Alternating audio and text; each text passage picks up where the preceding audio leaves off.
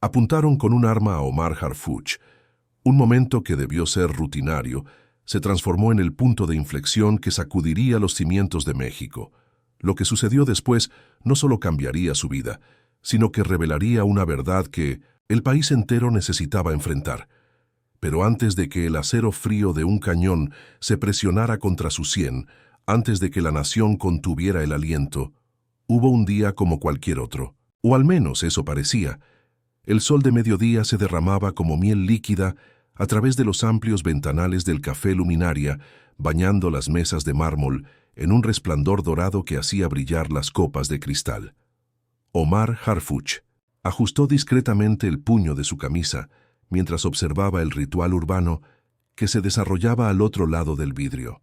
Ciudad de México pulsaba con su ritmo habitual, ejecutivos revisando relojes, artistas callejeros instalándose bajo toldos coloridos, taxistas maniobrando entre el tráfico incesante de la Avenida Reforma. Vestido con un traje gris carbón sobre una camisa blanca impecable, Omar se mezclaba perfectamente con la clientela exclusiva del café, aunque su presencia tenía un peso diferente. No estaba allí para ser visto. Estaba allí por los raros momentos de normalidad que su posición como secretario de seguridad raramente le permitía. ¿Le traigo lo de siempre, señor?, preguntó una joven mesera, cuaderno en mano, una sonrisa profesional en su rostro. Sí, gracias, respondió Omar con un asentimiento suave. Su voz era baja pero clara, el tono de alguien acostumbrado a ser escuchado sin necesidad de alzarla. Mientras esperaba su café, Omar desdobló el periódico del día, pero sus ojos apenas registraban los titulares. Su mente, entrenada por años de vigilancia constante, había captado algo, un movimiento discordante en la sinfonía cotidiana de la calle. Un sedán negro había pasado 2 veces frente al café en los últimos 10 minutos. En sí mismo, no era nada extraordinario, pero Omar había sobrevivido tanto tiempo en su posición precisamente porque reconocía patrones, y más importante aún, sus rupturas. Sus dedos se tensaron imperceptiblemente sobre el papel del periódico. Respiró hondo, permitiendo que el aroma del café recién molido llenara sus pulmones. Se recordó a sí mismo que la paranoia era tanto una herramienta como una trampa en su línea de trabajo. La mesera regresó, colocando una taza de porcelana fina frente a él. El líquido oscuro humeaba suavemente, formando espirales que se desvanecían en el aire acondicionado del local. «Gracias», murmuró, pero sus ojos se desviaron nuevamente hacia la ventana.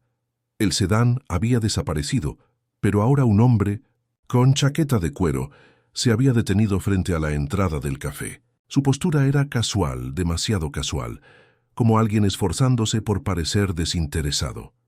El hombre consultó su teléfono y luego, por un instante fugaz, su mirada se cruzó con la de Omar a través del cristal. Fue un segundo, nada más. Pero en ese breve momento, Omar sintió el primer escalofrío de advertencia recorrer su columna vertebral. El hombre apartó la vista demasiado rápido, con un movimiento que delataba un reconocimiento no deseado. Omar tomó un sorbo de café, su expresión inalterada, mientras su mente calculaba posibilidades. En su teléfono, discretamente colocado junto al platillo, apareció un mensaje de su jefe de seguridad. Reunión urgente en 30 minutos. El día que había comenzado con la promesa de tranquilidad acababa de tomar un giro inquietante. Omar Harfuch no lo sabía aún, pero esta sería la última taza de café que disfrutaría en paz por mucho tiempo. El mensaje en el teléfono de Omar brillaba con insistencia silenciosa. Reunión urgente en 30 minutos. Sus dedos tamborilearon una vez sobre la mesa de mármol mientras evaluaba la situación. El café seguía envuelto en su atmósfera de exclusividad y calma, ajeno a la tensión que ahora se enrollaba como alambre de púas alrededor de su columna vertebral. Con movimientos deliberadamente casuales, Omar dejó un billete bajo el platillo, recogió su teléfono y se puso de pie. Al levantar la vista, notó que el hombre de la chaqueta de cuero ya no estaba frente al café. Había desaparecido tan súbitamente como había aparecido. La puerta del café Luminaria emitió un suave tintineo al abrirse. El calor de la Ciudad de México lo golpeó como una ola, tan diferente del ambiente climatizado que acababa de abandonar. Omar ajustó sus lentes oscuros y escaneó la calle con aparente desinterés. A media cuadra vio a Ramón, su guardaespaldas de confianza, esperando junto a un vehículo oficial con las ventanas blindadas. El sedán negro que había notado antes estaba ahora estacionado 3 autos más adelante. Podría ser coincidencia, pero Omar había sobrevivido demasiado tiempo en su puesto para creer en coincidencias. Caminó hacia Ramón con paso seguro, atento a los reflejos en los escaparates de las tiendas. En el cristal de una boutique, captó una imagen que confirmó sus sospechas. El hombre de la chaqueta de cuero lo seguía a una distancia prudente, fingiendo mirar su teléfono. «Buenos días, señor», saludó Ramón, abriendo la puerta trasera del vehículo. «¿Todo bien?» «Tenemos compañía», respondió Omar en voz baja mientras entraba al auto. Ramón asintió imperceptiblemente y cerró la puerta. Con la experiencia de años de servicio, subió al asiento del conductor sin mostrar señal alguna de alarma. «¿El hombre de la chaqueta café?», preguntó ajustando el espejo retrovisor. «Y posiblemente el sedán negro, 3 vehículos adelante», confirmó Omar, su voz tranquila, contrastando con la gravedad de la situación. El motor arrancó con un ronroneo discreto. Mientras se incorporaban al tráfico, Omar notó un segundo vehículo, una camioneta gris con vidrios polarizados que se deslizaba demasiado oportunamente en el carril contiguo. «Ramón, creo que tenemos más de un acompañante. El guardaespaldas», asintió, sus nudillos blanqueándose ligeramente sobre el volante. Con una maniobra experta, tomó un desvío inesperado en la siguiente esquina. El sedán negro respondió de inmediato, girando abruptamente para seguirlos. La camioneta gris tardó unos segundos más, pero también cambió de dirección. «Definitivamente, nos siguen», confirmó Ramón con voz tensa. Omar sacó su teléfono y marcó un número de su lista de contactos seguros. «Victoria, necesito un barrido completo de las cámaras del sector 4. Busca un sedán negro, placas comenzando con AGX y una camioneta gris con vidrios polarizados. Necesito identificación inmediata». La voz al otro lado de la línea respondió con eficiencia profesional.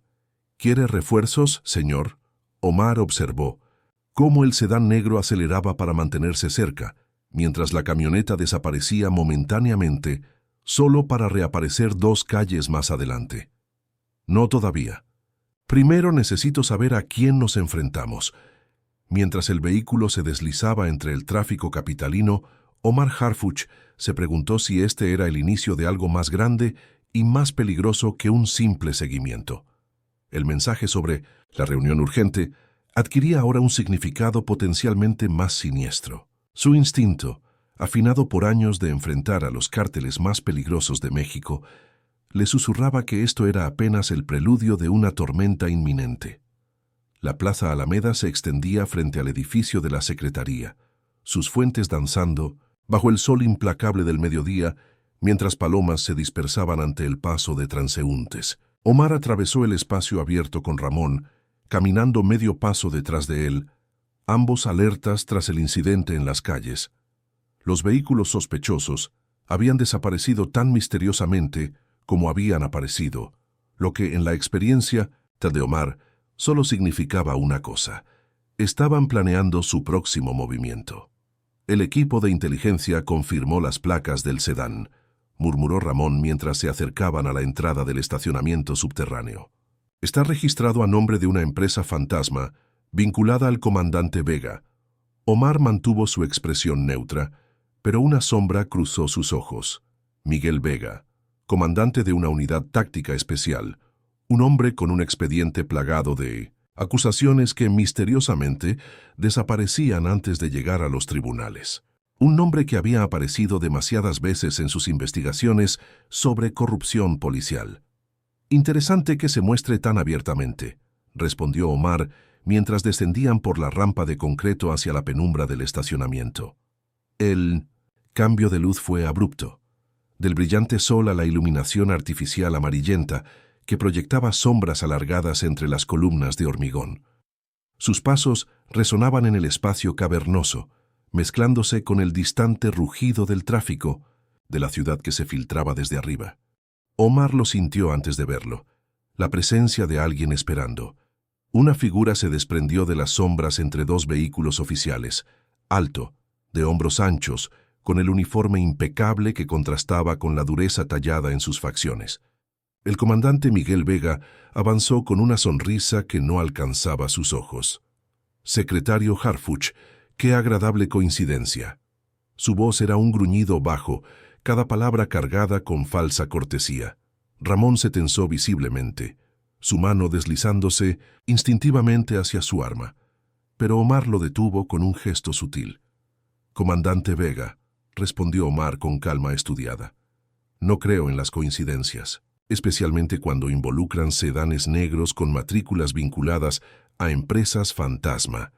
La sonrisa de Vega se congeló por un instante antes de ensancharse, mostrando dientes perfectos que parecían demasiado afilados bajo la luz mortecina.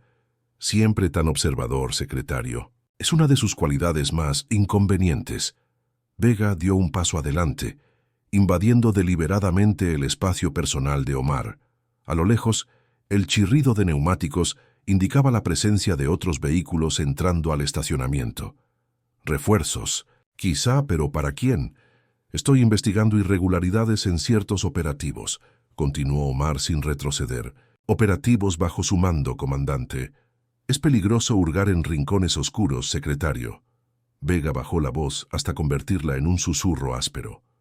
«Hombres con menos poder que usted han desaparecido por hacer preguntas incómodas. México es un país hermoso, pero tiene fosas suficientes para todos». La amenaza flotó entre ellos, desnuda en su brutalidad. Un empleado del estacionamiento pasó cerca, ralentizando su paso al notar la tensión, antes de acelerar nuevamente, fingiendo no haber visto nada. «¿Es eso una amenaza, comandante?», preguntó Omar, su voz suave pero férrea. Vega se inclinó, aún más cerca, su aliento caliente contra la mejilla de Omar. «Es un hecho de la vida, secretario. Todos somos reemplazables. Incluso usted». Con una última sonrisa depredadora, Vega retrocedió y pasó junto a ellos, sus hombros rozando deliberadamente el brazo de Omar. «Disfrute su reunión, secretario, y recuerde, algunas investigaciones son mejores cuando quedan inconclusas». El eco de los pasos de Vega aún resonaba entre las columnas de concreto cuando Omar sintió que algo cambiaba en la atmósfera del estacionamiento. Un silencio antinatural descendió sobre el lugar, como si el mismo aire contuviera la respiración. Las luces parpadearon una vez, sumiendo momentáneamente el espacio en sombras antes de volver a su mortecino resplandor amarillo. «Señor, deberíamos irnos», murmuró Ramón, su voz tensa, mientras escaneaba las sombras que se alargaban entre los vehículos estacionados. Omar asintió, pero antes de que pudieran moverse, el sonido de múltiples pasos emergió de diferentes direcciones. Figuras se materializaron desde detrás de las columnas y los vehículos. 4 hombres, todos con la postura inconfundible de policías tácticos, bloqueando eficientemente todas las rutas de escape. «Creo que nuestra conversación no ha terminado, secretario». La voz de Vega cortó el silencio como una navaja. Reapareció desde detrás de una camioneta negra, su uniforme ahora desabrochado, revelando la funda de su arma. Su rostro había perdido toda pretensión de cortesía. Ahora mostraba la cruda ambición y rabia que Omar siempre había sospechado, que acechaba bajo la superficie. Omar mantuvo su postura, erguido y aparentemente imperturbable, aunque sus sentidos estaban en máxima alerta. Notó cómo Ramón intentaba colocarse entre él y Vega, pero los hombres del comandante ya habían cerrado el círculo, dejándolos sin espacio para maniobrar. «Pensé que habíamos sido claros, comandante», dijo Omar, su voz calmada contrastando con la tensión electrizante del aire. «Las investigaciones seguirán su curso, con o sin sus amenazas». Una risa áspera escapó de la garganta de Vega, rebotando entre las paredes de concreto como el gruñido de un animal acorralado. «Tan noble, tan incorruptible», escupió Vega, las palabras como si fueran veneno. «¿Sabe cuántos como usted he visto caer? Todos tienen un precio, Harfuch. Todos. En un movimiento fluido, Vega desenfundó su arma. El metal negro del cañón captó el débil resplandor de las luces del techo, transformándose en algo vivo y letal. Con deliberada lentitud, la elevó hasta que apuntó directamente al pecho de Omar. El tiempo pareció detenerse. El sonido distante del tráfico se desvaneció. El único ruido perceptible era la respiración agitada de los hombres que los rodeaban y el casi imperceptible clic del seguro del arma al ser liberado. «Esto es lo que va a suceder», explicó Vega. Su voz ahora, controlada, casi comercial. «Usted va a cerrar su investigación. Los expedientes desaparecerán.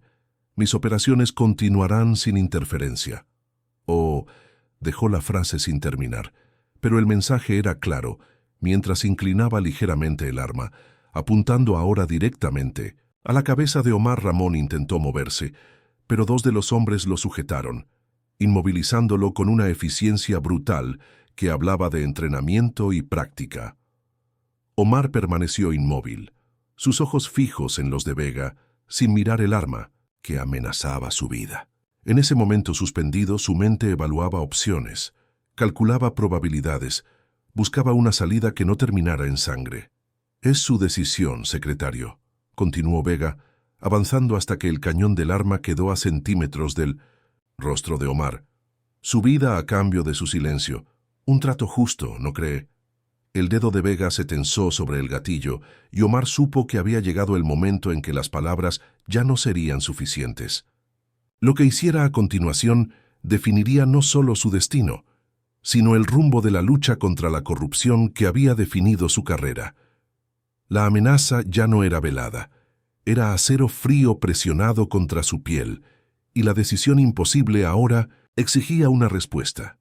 El cañón del arma brillaba frío contra la piel de Omar, pero sus ojos permanecieron fijos en los de Vega, imperturbables como aguas profundas. El estacionamiento parecía contener el aliento, cada segundo estirándose como horas, mientras el eco del ultimátum de Vega se desvanecía entre las columnas de concreto.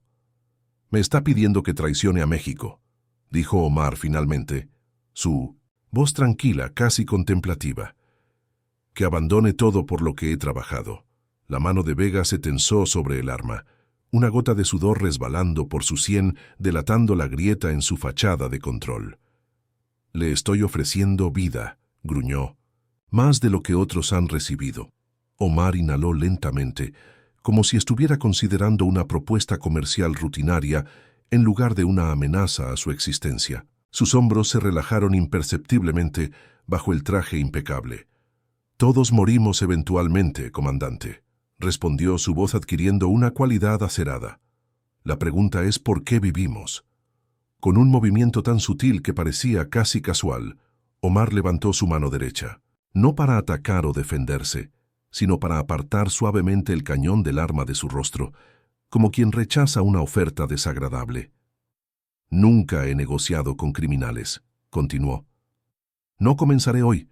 La sorpresa destelló en los ojos de Disindosin, Vega rápidamente reemplazada por una furia cruda. Su dedo tembló sobre el gatillo, la violencia suspendida en un filo invisible. Un chirrido metálico resonó repentinamente, rebotando entre las paredes del estacionamiento. Una puerta de servicio se abrió, dejando entrar un haz de luz que cortó la penumbra. Una figura apareció, deteniéndose un instante antes de llamar. «¿Comandante Vega? ¿Secretario Harfuch?» Era un asistente administrativo, su expresión confusa, mientras sus ojos se adaptaban a la oscuridad, incapaz de discernir claramente la escena que había interrumpido. La distracción fue suficiente. En el instante de duda de Vega, una serie de pitidos electrónicos rompieron el silencio. Los teléfonos de todos los presentes sonaron simultáneamente, una alerta de emergencia. El rostro de Vega palideció mientras leía el mensaje en su pantalla. «Demasiado tarde, comandante», dijo Omar suavemente. «Las grabaciones de las cámaras de seguridad de este estacionamiento ya están siendo transmitidas en vivo a la oficina del fiscal general, incluyendo nuestra conversación». Vega miró hacia arriba, notando por primera vez las pequeñas lentes negras incrustadas en el techo. Su mandíbula se tensó mientras comprendía. Había caído en una trampa. «Usted», comenzó, pero las palabras murieron en su garganta. «Planeé». «¿Esto?», completó Omar. «No, usted lo hizo con su arrogancia. Yo solo estaba preparado». Con calma metódica, Omar alisó la solapa de su traje y caminó hacia la salida, pasando junto a Vega como si el arma en su mano fuera insignificante. Sus pasos resonaron con firmeza mientras avanzaba, su postura erguida, indoblegable. «Sus hombres deberían reconsiderar sus lealtades», añadió sin volverse. «En 10 minutos, este lugar estará lleno de agentes federales». Las puertas del ascensor se abrieron frente a él, revelando el interior iluminado como una invitación a un mundo diferente al de las sombras del estacionamiento. Omar entró y se giró para enfrentar a Vega una última vez. «La decisión ahora es suya, comandante. ¿Cuánto vale su futuro?» Las puertas se cerraron, dejando a Vega inmóvil en la penumbra, con un arma que de repente parecía tan inútil como sus amenazas contra un hombre que había elegido no temer. Las pantallas de la sala de crisis en el 1969, piso 14 de la Secretaría de Seguridad Pública, parpadeaban con actividad frenética. Titulares emergían como hongos después de la lluvia. «Comandante de élite amenaza al secretario Harfuch. Arma desenfundada en estacionamiento gubernamental. Crisis de corrupción explota en CDMX». Las imágenes borrosas pero inconfundibles del enfrentamiento, captadas por las cámaras de seguridad, se reproducían en bucle en cada noticiero nacional. Omar observaba el caos mediático con expresión impasible, de pie ante el ventanal que dominaba la ciudad que había jurado proteger. Sus manos, entrelazadas tras su espalda, no revelaban la tensión que solo se manifestaba en una ligera rigidez en sus hombros. «La red de Vega está contraatacando», informó Elena Fuentes, su jefa de gabinete, deslizando una tablet sobre la mesa de conferencias. «Están filtrando rumores sobre una supuesta venganza personal suya contra él. Insinúan que usted fabricó toda la situación». Omar asintió levemente, como si la noticia confirmara algo que ya esperaba. «Era predecible», respondió su voz calmada contrastando con la energía nerviosa que impregnaba la sala. «Los criminales más peligrosos no son los que empuñan armas, sino los que controlan la narrativa». A su alrededor, un equipo de confianza trabajaba con precisión militar. Analistas rastreando conexiones digitales, asesores legales preparando documentación, especialistas en comunicación monitoreando la reacción pública. El teléfono no dejaba de sonar. Congresistas exigiendo explicaciones, funcionarios internacionales expresando preocupación, periodistas hambrientos de exclusivas. En una de las pantallas, un reportero hablaba frente al Palacio Nacional. Fuentes, cercanas a la presidencia, indican que se está considerando la destitución temporal del secretario Harfuch mientras se investigan los hechos. «Necesitan un chivo expiatorio», murmuró Ricardo Méndez, veterano asesor de seguridad y mentor de Omar. «Si no pueden silenciarte con una bala, intentarán hacerlo con burocracia». Omar se giró finalmente hacia el equipo reunido, su rostro sereno pero decidido. «La verdad no se negocia», declaró. «Liberen las grabaciones completas a medios seleccionados y preparen la documentación de todos los casos vinculados a Vega que hemos estado investigando. Es hora de que el público sepa exactamente contra qué estamos luchando». Un silencio tenso cayó sobre la sala. Lo que Omar proponía era una declaración de guerra abierta contra un sistema de corrupción profundamente arraigado. «Señor», intervino Elena, «eso pondrá en peligro no solo su posición, sino posiblemente su vida. La red de Vega tiene ramificaciones que ni siquiera hemos terminado de mapear». Omar caminó hacia la mesa central donde reposaba su teléfono. En la pantalla brillaba una notificación: 3 llamadas perdidas del presidente. Hoy Vega puso un arma en mi cabeza creyendo que me doblegaría, respondió su voz baja pero firme como acero. Si cedemos ahora, le demostraremos que tenía razón, que el miedo es más poderoso que la justicia. Tomó el teléfono y deslizó el dedo sobre la pantalla, mostrando una fotografía que acababa de llegar. Vega siendo escoltado por agentes federales, su rostro contorsionado en una mezcla de furia e incredulidad. La diferencia entre ellos y nosotros, continuó, es que cuando nos apuntan con un arma, no retrocedemos. Avanzamos. Las palabras quedaron suspendidas en el aire como una promesa, o quizás una advertencia. Afuera, los helicópteros de los noticieros sobrevolaban el edificio, sus cámaras hambrientas de imágenes. En las redes sociales, el hashtag #YoConHarfuch comenzaba a tendencia. Lo que había comenzado como una amenaza personal se había transformado en el catalizador de un movimiento que, para bien o para mal, sacudiría los cimientos del poder en México. Y Omar Harfuch, el hombre que no había parpadeado ante el cañón de un arma, ahora enfrentaba una batalla mucho más compleja y peligrosa. La lucha por la verdad en un país acostumbrado a las mentiras. El sótano del archivo central de la policía olía a papel viejo y secretos enterrados. Tubos fluorescentes zumbaban débilmente sobre estanterías metálicas que se extendían como un laberinto bajo el edificio gubernamental. Omar pasó sus dedos por una carpeta amarillenta, levantando una fina capa de polvo que danzó en el aire como fantasmas diminutos. «Estos expedientes deberían estar digitalizados», murmuró Claudia Romero, analista forense y parte del pequeño círculo de confianza que Omar había reunido. «Es casi como si alguien quisiera que fuera difícil conectar los puntos». «No es casualidad», respondió Omar, abriendo la carpeta etiquetada Operativo Amanecer 2018. «Los sistemas digitales dejan rastros. El papel puede perderse convenientemente. Alrededor de la mesa improvisada en el centro del archivo, 4 investigadores trabajaban en silencio metódico.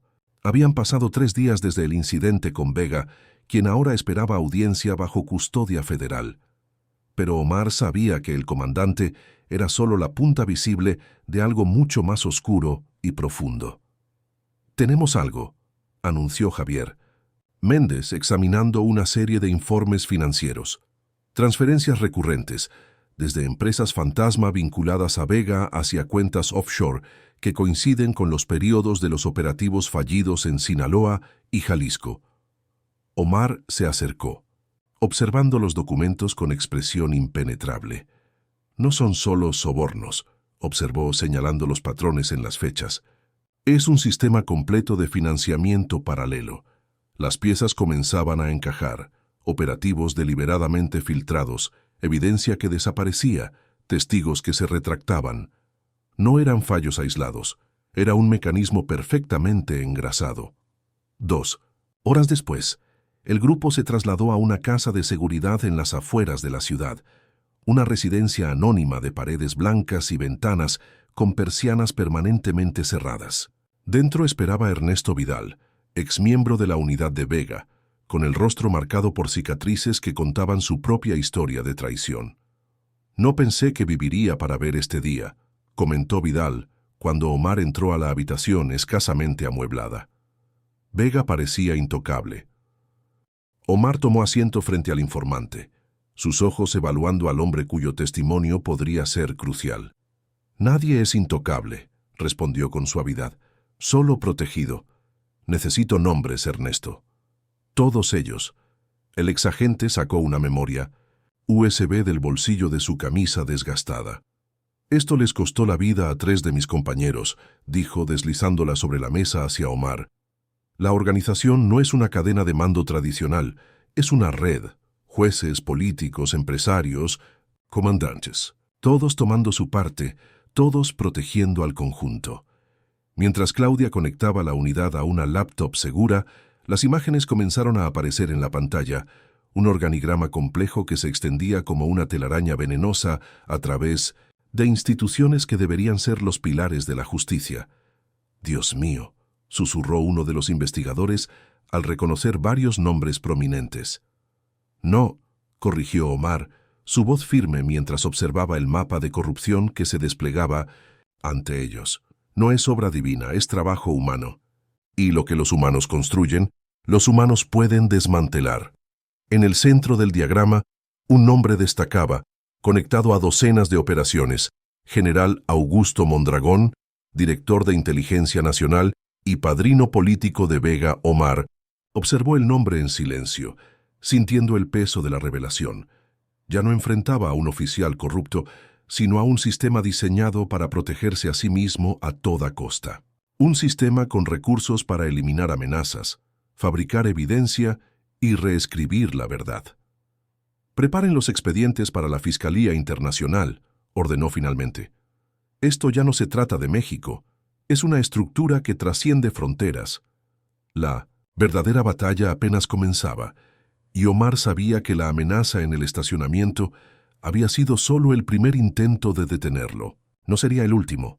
La noche se derramaba como tinta sobre los suburbios exclusivos de Lomas de Chapultepec. Omar detuvo su vehículo frente a la reja de su residencia, observando la casa iluminada donde su familia esperaba. Un hogar que siempre había mantenido separado de su trabajo, un santuario que ahora se sentía súbitamente vulnerable. El guardia de seguridad le saludó con un gesto tenso mientras abría la puerta. Omar notó los refuerzos, 2 agentes adicionales patrullando el perímetro, cámaras nuevas instaladas en los ángulos ciegos, precauciones que nunca había considerado necesarias hasta ahora. «Papá, llegaste temprano», exclamó Sofía, su hija de 16 años, levantando la mirada de sus libros esparcidos sobre la mesa del comedor cuando entró. Omar sonrió, dejando que la presencia de su hija disipara momentáneamente la oscuridad que cargaba. Se inclinó para besar su frente, respirando el aroma a champú de lavanda y adolescencia. «Prometí estar para la cena, ¿no?», respondió, manteniendo la normalidad que sabía que ella necesitaba. Su esposa, Isabel, emergió de la cocina, su sonrisa cálida contrastando con la preocupación que anidaba en sus ojos. No necesitaban palabras. 18 años de matrimonio habían construido entre ellos un lenguaje de miradas y silencios. «Hay correo para ti», mencionó Isabel casualmente, aunque algo en su tono alertó a Omar. «Lo dejé en tu estudio, el Pius». Reposaba sobre su escritorio, sin remitente ni sellos postales. Alguien lo había entregado personalmente. Omar lo observó un momento antes de abrirlo con un abrecartas, manteniendo el papel alejado de su cuerpo por precaución. Dentro, una fotografía. Sofía saliendo de su escuela, capturada con un teleobjetivo. En el reverso, una única línea, escrita con tinta roja. «¿Vale la pena?». El papel tembló imperceptiblemente entre sus dedos. La rabia cristalina que sintió fue instantánea, pero la contuvo, transformándola en algo frío y controlado. Guardó la fotografía en su caja fuerte y regresó al comedor, donde su familia lo esperaba, ajenos a la amenaza que ahora colgaba sobre ellos. A medianoche, mientras Isabel y Sofía dormían, Omar recibió un mensaje en su teléfono seguro. «Perímetro comprometido. Tercer guardia no responde». 15 minutos después, un reducido grupo de seguridad escoltaba a su familia hacia un vehículo blindado. Sofía, adormilada y confundida. Isabel, silenciosa y resoluta, llevando solo lo esencial. «¿Cuánto tiempo?», preguntó Isabel mientras los agentes revisaban el vehículo. «Lo que sea necesario», respondió Omar, sabiendo que ella entendería. Cuando el vehículo desapareció en la noche, llevando a su familia hacia una ubicación segura que ni siquiera él conocía, Omar sintió un peso familiar asentarse sobre sus hombros. Regresó al interior de la casa vacía que ya no era un hogar, sino otro campo de batalla. Su teléfono vibró con un mensaje de Elena. «Encontramos al general Mondragón. Reunión de emergencia en 1 hora». Omar observó las fotografías familiares que adornaban las paredes, deteniéndose en una de Sofía recién nacida en sus brazos. El recuerdo de la foto amenazante ardía en su mente como una brasa. Su mano se cerró en un puño involuntario. La red de Mondragón había cometido un error fundamental. Creyeron que amenazar a su familia lo haría retroceder.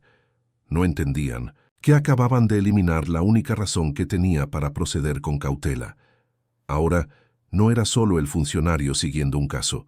Era un padre protegiendo a su hija, un esposo defendiendo a su esposa. Y mientras tomaba su arma personal del cajón de su escritorio, Omar Harfuch comprendió que la línea entre lo profesional y lo personal se había borrado para siempre. Ya no había vuelta atrás. Era hora de llevar la lucha directamente a las sombras donde se escondían. La sala de conferencias del hotel diplomático brillaba con luz tenue que se reflejaba en los paneles de madera oscura. Omar ajustó discretamente el chaleco antibalas bajo su traje mientras observaba a los asistentes tomar sus lugares alrededor de la larga mesa oval. La reunión convocada por la Comisión de Seguridad Nacional parecía rutinaria. Actualización. Sobre operativos recientes, asignación de recursos, planificación estratégica. Pero Omar percibía la electricidad en el aire, esa tensión sutil que precedía a las tormentas. El general Mondragón se disculpa por el retraso, anunció un asistente desde la puerta. Solicita que comiencen sin él. Omar intercambió una mirada fugaz con Elena Fuentes, sentada 3 sillas a su derecha. Su expresión neutra ocultaba la misma alerta que él sentía. Mondragón nunca llegaba tarde. Era calculadamente puntual, un rasgo militar que había mantenido durante décadas. «Procederemos». «Entonces», declaró el subsecretario Valenzuela, un hombre de rostro impasible cuya lealtad siempre había sido ambigua. «El primer punto es la revisión del operativo Centinela». Omar escuchaba con atención dividida, una parte de su mente analizando la presentación, mientras otra catalogaba detalles discordantes. Guardias desconocidos en la entrada, cámaras de seguridad orientadas en ángulos inusuales, 2 comisionados habituales misteriosamente ausentes. Su teléfono vibró con un mensaje de Ramón. Perímetro exterior comprometido. 4 vehículos sin identificación en posición estratégica. Sin alterar su expresión, Omar deslizó la mano bajo la mesa y presionó 2 veces el botón lateral de su reloj. Una señal silenciosa para su equipo de seguridad leal que esperaba instrucciones. «Y ahora», continuó Valenzuela con un cambio sutil en su tono, «pasemos al informe sobre las recientes filtraciones departamentales». Las puertas de la sala se cerraron automáticamente con un chasquido metálico. Las luces parpadearon brevemente antes de estabilizarse en un tono más brillante y revelador. No era una falla, era una señal. «Me parece», intervino Omar con voz tranquila, «que nos hemos desviado de la agenda oficial». Valenzuela sonrió, un gesto que no alcanzó sus ojos. «Al contrario, secretario Harfuch, estamos llegando al verdadero propósito de esta reunión». Las palabras quedaron suspendidas como una sentencia, mientras 3 de los presentes, funcionarios de rango medio que Omar apenas conocía, deslizaban discretamente sus manos bajo sus chaquetas. El tiempo pareció ralentizarse. Omar percibió cada detalle con claridad cristalina. La gota de sudor en la sien del hombre a su izquierda, el ligero temblor en la mano del guardia junto a la puerta, el casi imperceptible asentimiento que Valenzuela dirigió hacia alguien detrás. «Se de Omar. Es una lástima», continuó Valenzuela. «Un accidente en una reunión de alto nivel, un tiroteo confuso, tantas bajas importantes. La prensa hablará de esto durante semanas». Omar mantuvo su mirada fija en Valenzuela, sin dignarse a volverse hacia la amenaza que sentía acercarse por su espalda. «Siempre me pregunté qué se sentiría», comentó Omar con una calma que congeló momentáneamente a todos en la sala, «estar en una habitación donde todos han vendido su alma». Su mano presionó 3 veces el botón de su reloj, la señal final. En ese instante, las ventanas exteriores estallaron con un estruendo ensordecedor. Las luces se apagaron sumiendo la sala en oscuridad total por 2 segundos críticos, antes de que las luces de emergencia parpadearan a la vida, revelando siluetas que descendían rápidamente por cuerdas tácticas. El caos estalló como una tormenta, contenida. Valenzuela se lanzó bajo la mesa mientras los conspiradores desenfundaban sus armas. Pero Omar ya estaba en movimiento, dirigiéndose no hacia la salida, sino directamente hacia el corazón de la emboscada. La trampa había sido activada, pero no era la trampa que Mondragón y sus aliados habían preparado. Era la que Omar había dejado que creyeran que funcionaría. El Palacio Nacional resplandecía bajo el sol implacable de mediodía, sus paredes coloniales de tesontle rojo absorbiendo la luz como si la piedra misma contuviera siglos de secretos. La sala de prensa, normalmente espaciosa, se sentía asfixiante con la multitud de periodistas, fotógrafos y camarógrafos que se apretujaban hombro contra hombro, sus lentes apuntando hacia el podio vacío como armas silenciosas. Omar Harfuch permaneció en silencio tras bambalinas, observando la conmoción a través de una pequeña abertura en las cortinas. Su rostro mostraba los vestigios de la emboscada 3 días atrás. Un corte suturado sobre la ceja derecha, contusiones que el maquillaje de televisión apenas disimulaba. Pero eran las heridas invisibles, las que ninguna cámara captaría, las que pesaban más, la traición de hombres que había considerado aliados, la vulnerabilidad de un sistema que debía proteger a los ciudadanos. 2 minutos, secretario, murmuró un asistente, ajustando el micrófono en la solapa de su traje. Omar asintió. Tras él, custodiados por agentes federales, aguardaban el comandante Vega y el subsecretario Valenzuela, esposados y con expresiones que oscilaban entre la furia impotente y el miedo descarnado. El general Mondragón, capturado mientras intentaba cruzar la frontera, sería trasladado separadamente. «Todo listo», confirmó Elena, extendiendo una tablet donde se mostraba una transmisión en vivo. El presidente ya había tomado asiento en primera fila, junto a embajadores y representantes de organismos internacionales. Omar respiró profundamente. No habría vuelta atrás después de esto. Cuando avanzó hacia el podio, el silencio cayó sobre la sala como una manta pesada. Las cámaras zumbaron, enfocando, capturando cada paso, cada gesto. El mundo entero observaba. «Pueblo de México», comenzó, su voz firme a pesar del peso del momento. «Hoy no vengo a ofrecer excusas ni justificaciones.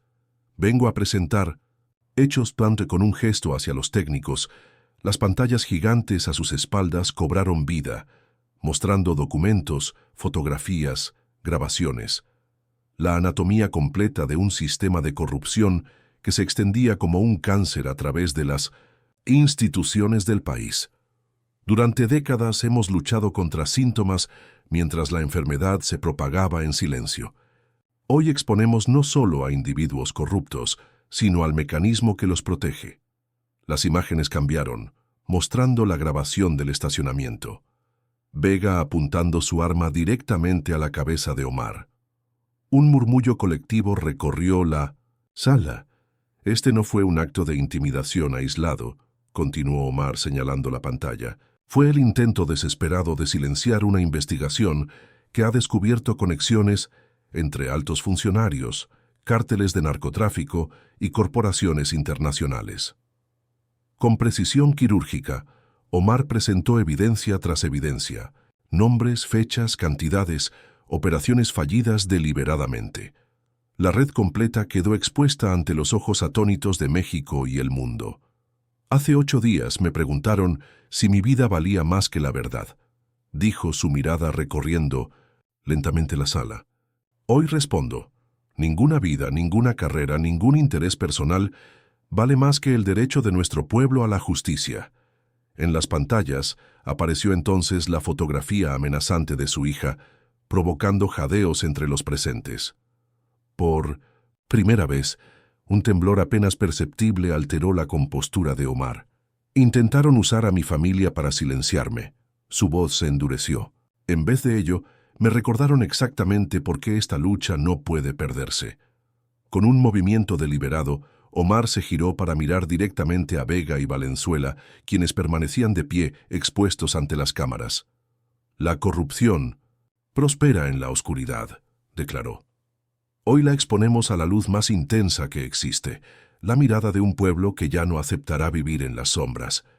Mientras las cámaras captaban los rostros desencajados de los acusados, Omar comprendió que este momento no era el final, sino apenas el comienzo de una transformación. El sistema intentaría regenerarse, adaptarse, sobrevivir. Pero algo fundamental había cambiado. La verdad, una vez liberada, ya no podía volver a encerrarse. El Tribunal Superior de Justicia resplandecía bajo el sol de la mañana, su fachada, de cantera dorada contrastando con el azul intenso del cielo capitalino. Una multitud se agolpaba tras las barreras metálicas, ciudadanos comunes, activistas con pancartas, periodistas con micrófonos extendidos como antenas buscando captar cada palabra, cada reacción. Omar observaba el espectáculo desde la ventana del segundo piso, su reflejo fantasmal superpuesto sobre la escena. 3 semanas habían pasado desde la revelación pública. 3 semanas de terremotos institucionales, renuncias en cascada, investigaciones que se ramificaban como raíces hambrientas en tierra fértil. «Es hora», anunció Elena, acercándose con un folder de documentos. «El juez está listo para la lectura de cargos». Dentro de la sala el silencio tenía peso y textura. Miguel Vega, despojado de su uniforme e insignias, vestía ahora el monótono gris de la prisión preventiva. Su mirada, antes desafiante, mostraba la desorientación de quien ha perdido súbitamente el suelo bajo sus pies. A su lado, el general Mondragón mantenía una rigidez militar incluso en desgracia, su rostro una máscara impenetrable. Cuando el juez comenzó a enumerar los cargos, conspiración criminal, extorsión, intento de asesinato, obstrucción de justicia, traición, cada palabra parecía resonar como un clavo en el ataúd de un sistema que había operado con impunidad durante décadas. «¿No culpables?», declararon los abogados defensores, utilizando las mismas tácticas dilatorias que tantas veces habían funcionado en el pasado. Pero algo había cambiado. El juez, una mujer de mediana edad cuya reputación de incorruptible la había mantenido en tribunales menores durante años, ahora presidía el caso más importante de la década. Su voz firme negó cada moción de la defensa, con la precisión de quien conoce el valor histórico del momento. Afuera, en los pasillos, Omar recibía actualizaciones constantes de otros frentes: comisiones investigadoras desmantelando redes financieras, auditorías descubriendo propiedades ocultas, testimonios de oficiales menores buscando clemencia a cambio de información. «Han comenzado a caer como fichas de dominó», comentó Ricardo Méndez, mientras caminaban hacia la oficina temporal que habían establecido en el edificio judicial. Jueces que repentinamente solicitan licencias, políticos anunciando que no buscarán reelección. Omar asintió reconociendo las señales de un sistema que intentaba preservarse sacrificando sus piezas más expuestas. «Las ratas abandonan el barco», respondió. «Pero el barco mismo es lo que debemos desmantelar». En una celda de máxima seguridad, separado del resto de detenidos, Omar enfrentó a Vega una última vez. El excomandante, despojado de su arrogancia, parecía haber envejecido años en semanas. «¿Vino a regodearse?», preguntó con voz ronca. «Vine a entender», respondió Omar tomando asiento frente a la mesa metálica que los separaba. Como un hombre que juró proteger, se convirtió en lo que más debía combatir. Vega levantó la mirada, y por un instante, Omar vislumbró no al monstruo, sino al hombre perdido en su interior. «El sistema no va a cambiar», murmuró Vega. «Nos sacrificarán a nosotros y continuará. Siempre continúa». Omar se inclinó ligeramente hacia adelante. «Ahí es donde te equivocas», respondió con suavidad. «El cambio ya comenzó. No porque yo lo iniciara, sino porque miles allá afuera ya no están dispuestos a vivir en la oscuridad». Mientras salía de la prisión, su teléfono vibró con una notificación. El Congreso acababa de aprobar por unanimidad la creación de una Fiscalía Especial Anticorrupción completamente independiente, con poderes sin precedentes y protección constitucional. «Una pequeña victoria», pensó Omar. «Un primer ladrillo en la reconstrucción de algo que por fin podría parecerse a la justicia que México merecía». En las calles, manifestantes sostenían carteles con su imagen y una frase que se había convertido en consigna nacional: «La verdad no se negocia». Omar observó los rostros esperanzados y sintió el peso de esa esperanza, tan frágil y tan poderosa a la vez. El sol de la mañana se derramaba a través de los amplios ventanales del nuevo Centro Nacional de Inteligencia y Seguridad Ciudadana. Un edificio de líneas limpias y transparencia literal que había reemplazado las antiguas estructuras laberínticas. Omar Harfuch observaba desde la terraza del quinto piso cómo el tráfico fluía ordenadamente por las avenidas, cómo los peatones caminaban sin la tensión perpetua que antes caracterizaba a los capitalinos. Un año. 365 días desde aquel momento en que un arma había sido apuntada a su cabeza en un estacionamiento sombrío. 365 días de lucha constante, de resistencia feroz, de pequeñas victorias y dolorosos retrocesos.